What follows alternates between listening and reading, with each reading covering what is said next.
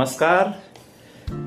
आपल्या वैदिक सनातन संस्कृतीमध्ये श्रीफळ म्हणजेच नारळ जो नेहमीच्या आपल्या पूजेत वापरला जातो आणि काश्मीर पासून कन्याकुमारी पर्यंत सर्व ठिकाणी सर्व पूजांमध्ये हे असं एकच फळ आहे.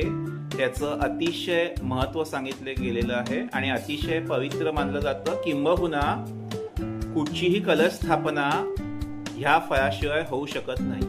तर असं नारळामध्ये काय विशेष आहे? यामध्ये पंचमहाभूत सामावलेली आहेत. दोन पंचमहाभूतांपैकी दोन एलिमेंट्स हे नुसत्या डोळ्यांनी दिसतात. त्याचं कवच म्हणजे पृथ्वी तत्व, कठीण असं टणक कवच म्हणजे पृथ्वी तत्व. त्याच्यामध्ये आत गोड पाणी असतं म्हणजे जलतत्व आणि तीन तत्व आहेत ती अदृश्य स्वरूपात आहेत. ते म्हणजे नारळ जाळल्याने तयार होणारा अग्नी, आतमध्ये असलेला वायू आणि आकाश तत्व.